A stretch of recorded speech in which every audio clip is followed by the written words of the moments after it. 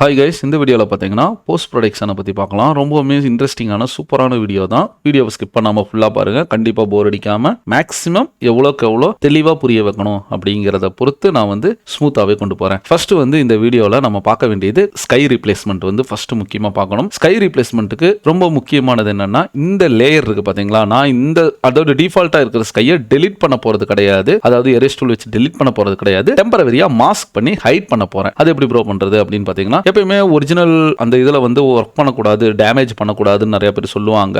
அதே தான் நானும் சொல்ல போகிறேன். இப்போ இந்த பேக்ரவுண்டில் பார்த்தீங்கன்னா கண்ட்ரோல் ஜே கொடுத்து ஒரு டூப்ளிகேட் காப்பி எடுங்க. பேக்ரவுண்ட் இருக்குது பார்த்தீங்களா, அதை ஹைட் பண்ணி வச்சுறேன். இப்போ பேக்ரவுண்ட் பார்த்தீங்கன்னா நம்மளுக்கு ஹைட்ல தான் இருக்குது. இப்போ மேலே டூப்ளிகேட் லேயர் எடுத்துருக்கனால இதை நான் மாஸ்க் லேயராக மாற்றிக்க போகிறேன். மாஸ்க் லேயராக மாற்ற போனால் ஜஸ்ட் நேம் மட்டும் தான் நான் இப்போதைக்கு சேஞ்ச் பண்ணியிருக்கேன். இப்போ இந்த மாஸ்க்குங்கிறதுல பார்த்தீங்கன்னா கீழே பார்த்தீங்கன்னா கிரியேட் லேயர் மாஸ்க்னு இருக்கும். லேயர் மாஸ்க்குங்கிறத ஒன்று நான் செலக்ட் பண்ணிட்டேன்னா என்ன ஆகும்னா, அதில் இந்த மாதிரி ஒரு ஒயிட் கலர்ல சேஞ்ச் ஆகும். இப்போ இந்த ஒயிட் கலர்ல இருக்கிறது எல்லாமே நம்ம கண்ணுக்கு வியூ ஆகும் அப்படின்னு அர்த்தம். அப்படின்னா அது பிளாக் கலரா போச்சுன்னா அந்த இடம் நம்மளுக்கு வியூ ஆகாது. இப்போ இந்த பில்டிங்கை மட்டும் செலக்ட் பண்றதுக்கு பில்டிங்கும் போது கொஞ்சம் ஈஸியாக தான் இருக்கு. ஏன்னா எல்லாமே பார்த்தீங்கன்னா லைனா தானே இருக்கு. பாலிகான் டூல் எடுத்துக்கோங்க. எல் பிரஸ் பண்ணீங்கனாலும் போதும். இங்க பார்த்தீங்களா பாலிகான் லேசர் டூல். இதுல கரெக்டா ஃபர்ஸ்ட் பாயிண்டிங்க, செகண்ட் பாயிண்ட் இந்த மாதிரி லீனியரா இருக்கிறதுனால ஈஸியாக நம்ம செலக்ட் பண்ணிட்டு போயிடலாம். கொஞ்சம் பில்டிங் உள்ள தள்ளியே செலக்ட் பண்ணுங்கள். அது பிரச்சனை கிடையாது.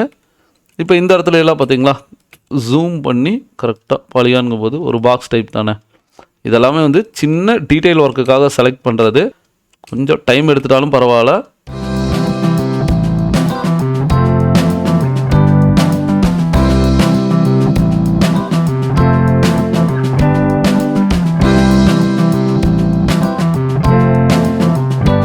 இப்போ ஸ்கை மட்டும் நான் செலக்ட் பண்ணியிருக்கேன். ஸ்கை செலக்ட் பண்ணிட்டு லேயரில் அந்த ஒயிட் கலர் லேயர் மாஸ்க் இருக்குது பார்த்தீங்களா, இந்த இடத்துல இங்கே பாருங்கள் பேக்ரவுண்ட் கலர் பிளாக் வச்சுருக்கேன். கண்ட்ரோல் பேக் ஸ்பேஸ் கொடுத்தீங்கன்னா போதும், நான் செலக்ட் பண்ண ஏரியாவில் பிளாக் கலரில் மாறிடும். நான் ஃபர்ஸ்டே சொல்லியிருந்தேன், ஒயிட் இருக்கிற ஏரியாவெல்லாம் விசுவலாகவும் பிளாக் இருக்கிற ஏரியாவில் தெரியாதுன்னு. இப்போ பிளாக் இருக்கிற ஏரியா பார்த்தீங்களா மாஸ்க் இல்லை. இப்போ நான் இதை டெலிட் பண்ணல, மாஸ்க் தான் பண்ணியிருக்கனால ஒரிஜினல் உங்களுக்கு டேமேஜ் ஆகாது. அதை ரொம்ப முக்கியமாக பார்த்துக்கோங்க. நான் ஆல்ரெடி ஸ்கை நிறைய கலெக்ஷன்ஸ் வச்சிருக்கேன். நெட்லேருந்து எடுத்தீங்கனாலே நிறையா வரும். உங்களுக்கு பிடிச்ச ஸ்கையை தூக்கிட்டு கீழே, அதாவது அந்த லேயருக்கு கீழே போடுங்க. இப்போ நான் இந்த ஸ்கை எடுத்துக்கிறேன். ட்ராக் பண்ணி கொண்டு நம்ம சப்ஜெக்டில் போட்டோன்னா பார்த்தீங்களா, இப்போ இந்த இடத்துல வச்சுட்டு மேல் லேயரில் வந்திருக்கு. இதை அப்படியே ட்ராக் பண்ணி கீழ் லேயரில் போடுங்க. இப்போ ஸ்கை ரீப்ளேஸ் ஆயிடுச்சுங்களா. முடிஞ்ச அளவுக்கு லாங் ஷாட்டில் எனக்கு கொஞ்சம் அந்த இதெல்லாம் தெரியணும். லாங் ஷாட்டில் பாருங்கள், மரம் செடியெல்லாம் தெரியணும்னா ஸ்கையை லைட்டாக மேலே தூக்கலாம். இல்லை ப்ரோன்னா லைட்டாக கீழே கொண்டு வந்துக்கலாம். உங்களுக்கு எப்படி வேணுமோ கேமராவோட ஆங்கிளை பொறுத்து கரெக்டாக அந்த ரேஞ்சில் கொண்டு வந்துவீங்க.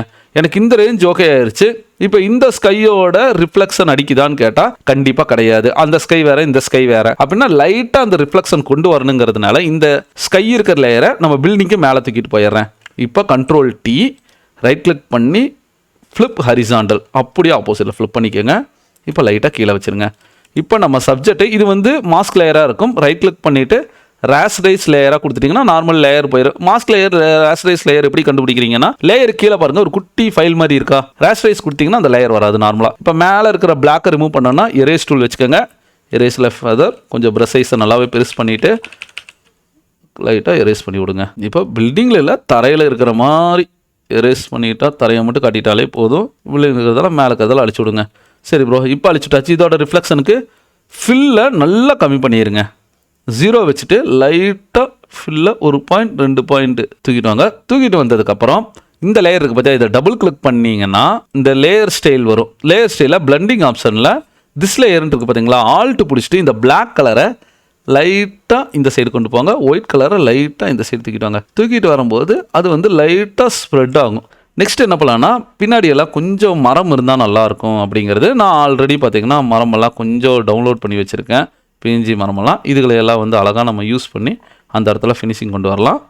இப்போது இந்த இடத்துல இருக்கிறத ட்ராக் பண்ணி கீழே, அதாவது நம்மளோட மாஸ்க் லேயருக்கு கீழே தூக்கிட்டு வாங்க. ஃபாக் எஃபெக்ட்டுக்கு பார்த்தீங்கன்னா நல்லா ஸ்மோக் எஃபெக்டாக ஏதாச்சும் ஒன்று டவுன்லோட் பண்ணி எடுத்துக்கோங்க. இதுக்கு பிக்சல் அந்த வெப்சைட்டில் போனீங்கனாலே நல்லா கிடைக்கும். இப்போ நான் இந்த ஃபாக் எஃபெக்டை கொஞ்சம் நம்ம என்டையர் சப்ஜெக்டில் நல்லா டெப்த்தாக இருக்கிற மாதிரி ஃபுல்லாக கவர் பண்ணிக்கிறேன். இப்போ இந்த இடத்துல போட்டேன். இப்போ ஃபுல் ஃபாகுமே நம்மளுக்கு தெரியலே அப்படின்னு பார்க்க வேண்டாம். இந்த ஃபாக் லேயர் இருக்குது பார்த்தீங்களா, அதை பிளண்டிங் மோடில் கீழே வந்தீங்கன்னா ஸ்க்ரீன் அப்படிங்கிற மாதிரி ஒரு ஆப்ஷன் கொடுத்துருங்க. ஸ்க்ரீன் கொடுக்கும்போது உண்மையாகவே ரொம்பவுமே சூப்பராக இருக்கும். இப்போ கீழேருந்து ஃபாக் வர மாதிரி இருக்குது. சப்போஸ் எனக்கு ஃபுல் சப்ஜெக்ட்டுக்குமே வரணும் அப்படின்னா நல்லாவே மேலே தூக்கிக்கங்க.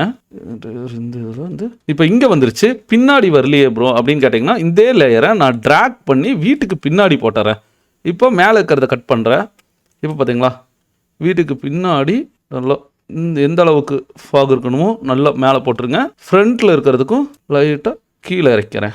இப்போ ஃப்ரண்ட்டில் இருக்கிறத ரைட் கிளிக் பண்ணிவிட்டு கண்ட்ரோல் T கொடுத்து ரைட் கிளிக் பண்ணிங்கன்னா, ஃப்ளிப் கொடுத்துட்டிங்கன்னா அப்படியே ஆப்போசிட்டில் வரும். லைட்டாக கம்மி பண்ணிக்கோங்க. இப்போ இது மட்டும் போனால் இது மட்டும் ஓகே. ஃப்ரண்ட்டில் இருக்கிறத மட்டும் லைட்டாக ஒப்பாசிட்டி கம்மி பண்ணி விட்ருங்க. ஏன்னா ரொம்ப ஒப்பாசிட்டி வேண்டாம். ஏன்னா பேக்கில் ஃபாக் இருந்தால் போதும், ஃப்ரண்ட்டில் அவ்வளோக்கா தேவையில்லை. இப்போ பேக்கில் இருக்க ஃபாகை செலக்ட் பண்ணிவிட்டு இன்னும் கொஞ்சமே மேலே தூக்கி விட்டுக்கோங்க. ஓரளவுக்கு ஓகே. இப்போ ஃபாக் 2 ஆஃப் பண்ணால் நார்மலாக இருக்கிற மாதிரி இருக்கும். ஃபாக் ஆன் பண்ணிங்கன்னா கொஞ்சம் ரியலாக இருக்கிற அந்த ஒரு ஃபீல் வந்து ரொம்பவே நல்லாயிருக்கும் பார்க்குறக்கு. இப்போ இது ஃபுல்லாகவே வந்து டின்ட் கலர் மாற்றினா ரொம்ப நல்லாயிருக்கும் அப்படின்னா, ஓவராலாக பார்த்தீங்கன்னா இங்கிலீஷ் மூவிலெலாம் பார்த்தீங்கன்னா கொஞ்சம் ஒரு டின்டட் கலர் மாதிரி வருது பார்த்தீங்களா.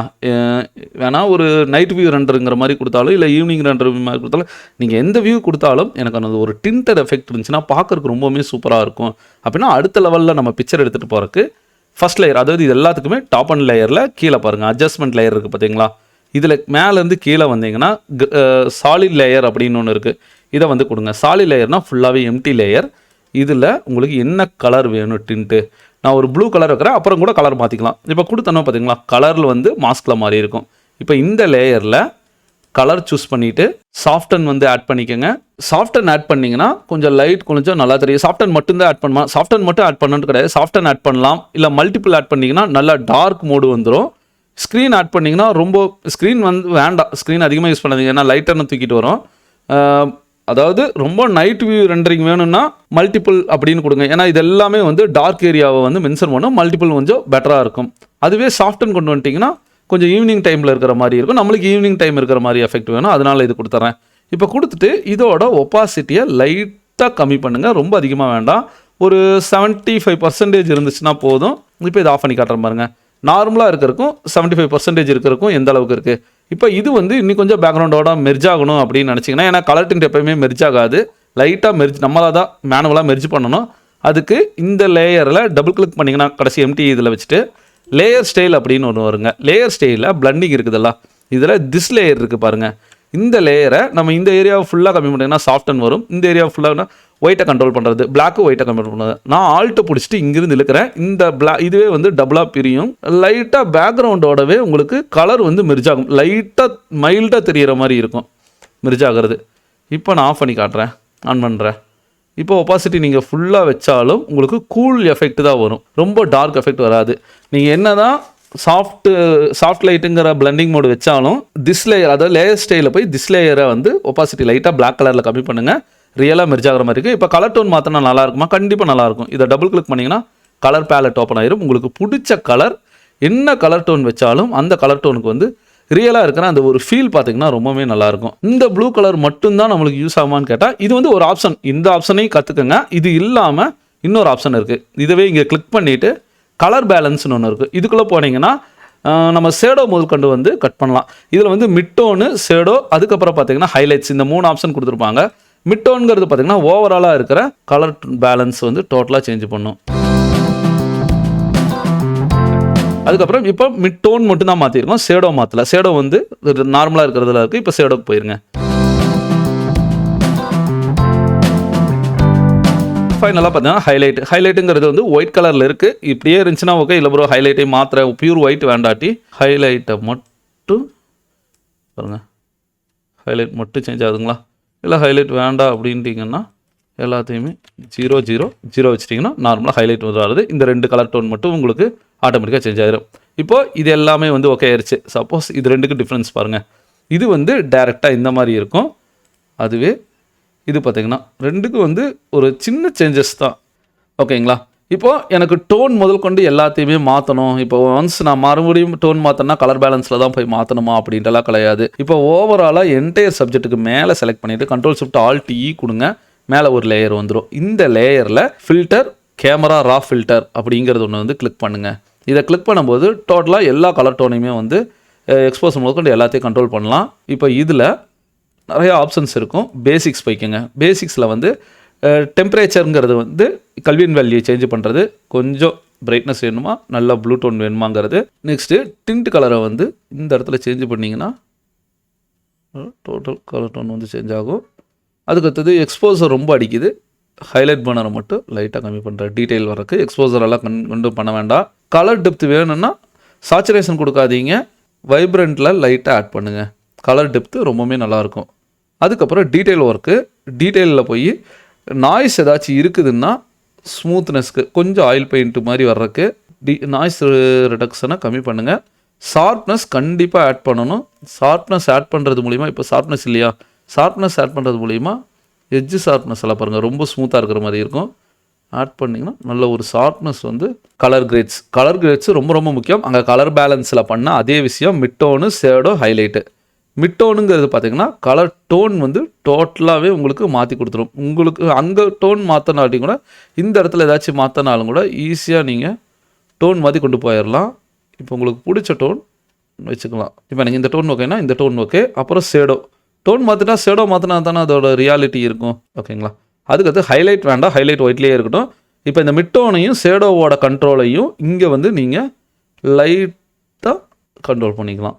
இதை ரெண்டையும் பேலன்ஸ் பண்ணோன்னா கீழே இருக்குது பாருங்கள், பிளண்டிங் அமௌண்ட்டும் பேலன்ஸ் அமௌண்ட்டுங்கிறது பழைய இதுக்கும் இப்போ நம்ம பண்ணின டோனுக்கும் பார்த்தீங்கன்னா ஒரிஜினல் இமேஜுக்கு இதுக்கும் வந்து பேலன்ஸ் பண்ணி நீட்டாக கொண்டு வந்து கொடுக்கும். பார்க்கும்போதே ரொம்ப அழகாக இருக்கும்.